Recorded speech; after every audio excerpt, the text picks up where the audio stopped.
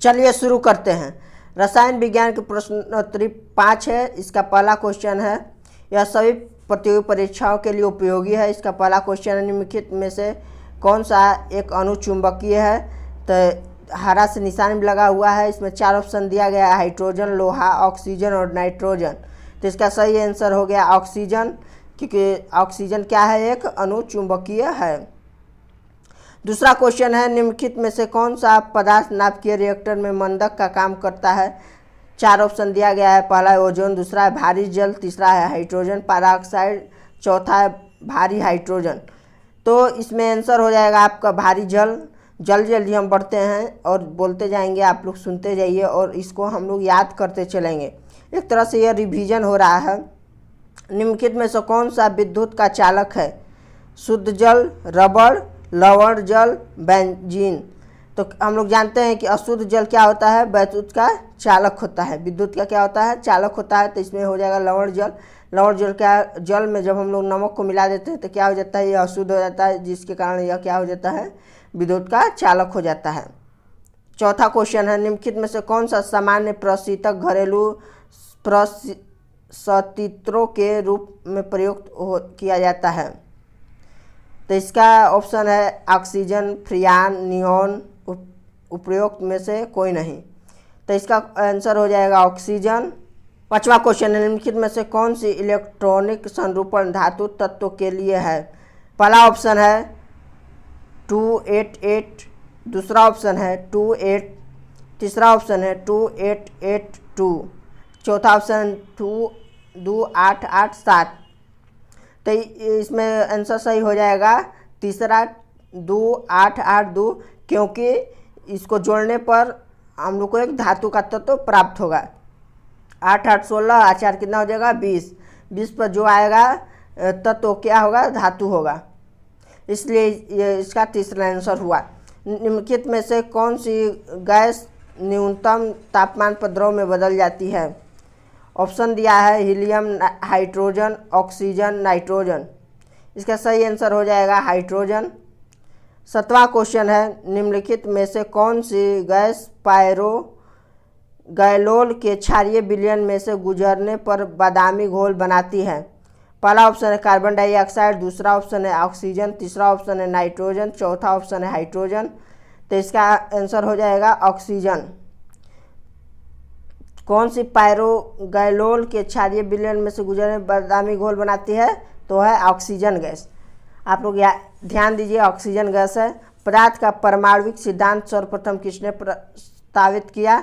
तो ऑप्शन है John Dalton, J Thomson, Niels bore, Rutherford. तो इसका आंसर हो जाएगा जॉन डाल्टन। जॉन डाल्टन ने सबसे पहले परमाणविक सिद्धांत को क्या किया, प्रतिपादित किया। परमाणु के नाभिक का आकार होता है 10⁻⁻10 मीटर, 10⁻⁻15 मीटर, 10⁻⁻5 मीटर, 10⁻⁻9 मीटर। तो इसका ऑप्शन हो जाएगा, जो आंसर के लिए होगा वह है 10⁻⁻15 मीटर। निम्नलिखित में से कौन एक अस्थायी कण है। तो ऑप्शन दिया है प्रोटॉन, इलेक्ट्रॉन, न्यूट्रॉन, इनमें से सभी। तो अस्थायी जो कण है वो कौन सा है, न्यूट्रॉन है। 11 नंबर क्वेश्चन है, निम्नलिखित में से कौन सा एक किसी तत्व के परमाणु क्रमांक को सबसे सही निर्धारित करता है। वह है, ऑप्शन देख लीजिए आप लोग, न्यूक्लियनों की संख्या, दूसरा है आयनों की संख्या, तीसरा है प्रोटॉनों की संख्या, चौथा है प्रोटॉनों और इलेक्ट्रॉनों की संख्या।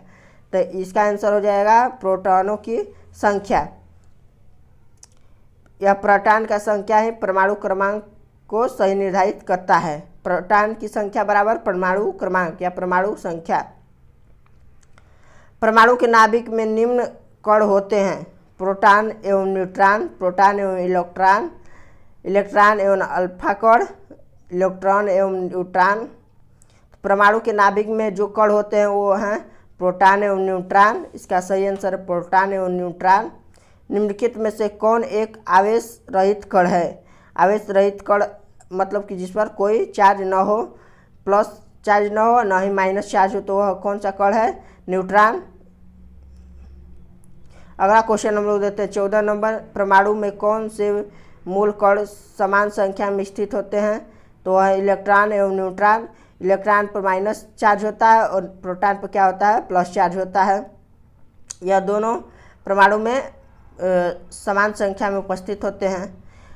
सबसे पहले इलेक्ट्रॉन के आवेश का सफलतापूर्वक निर्धारण किसने किया?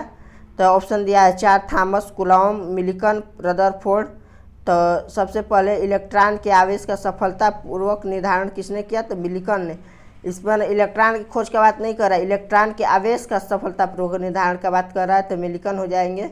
एक इलेक्ट्रॉन पर कितना आवेश होता है? तो ऑप्शन दिया है 4 गो यहाँ पर, इसमें सही आंसर हो जाएगा -1.6 × 10⁻⁻19 कूलम इलेक्ट्रॉन है, इसलिए माइनस का साइन इसमें हो जाएगा। रदरफोर्ड के प्रकीर्णन परीक्षण में किसकी मौजूदगी को सिद्ध किया? तो ऑप्शन है इसमें परमाणुओं में न्यूट्रॉन, सभी पदार्थों में परमाणुओं के इलेक्ट्रॉन, परमाणुओं में न्यूक्लियस। तो इसका सही आंसर हो जाएगा परमाणुओं में न्यूक्लियस। परमाणु विद्युततः होते हैं, परमाणु विद्युततः क्या होते हैं? तो उदासीन रूप से होते हैं, क्योंकि इसमें प्रोटॉन और इलेक्ट्रॉन दोनों पाए जाते हैं जो आपस में क्या कर देते हैं, उदासीन कर देते हैं। तो 4 गो इसमें दिया गया ऑप्शन, तो इसका तीसरा आंसर ऑप्शन सही हो जाएगा। इलेक्ट्रॉन की खोज की थी Rutherford, Thomson, Niels Bohr, Faraday. इसका आंसर हो जाएगा सही थॉमसन। प्रोटॉन की खोज किसने की थी? तो ये हम सब लोग जानते हैं, गोल्डस्टीन ने की थी। जेम्स चैडविक ने निम्नलिखित में किसकी खोज की थी? तो न्यूट्रॉन की खोज की थी, न्यूट्रॉन हो जाएगा इसका। निम्नलिखित किन कणों में कणीय तरंग की द्वीप प्रकृति पाई जाती है? तो ऑप्शन है इलेक्ट्रॉन, न्यूट्रॉन, मेसान, प्रोटॉन। इसका सही आंसर हो जाएगा इलेक्ट्रॉन। इलेक्ट्रॉन में कणीय तरंग की द्वीप प्रकृति पाई जाती है।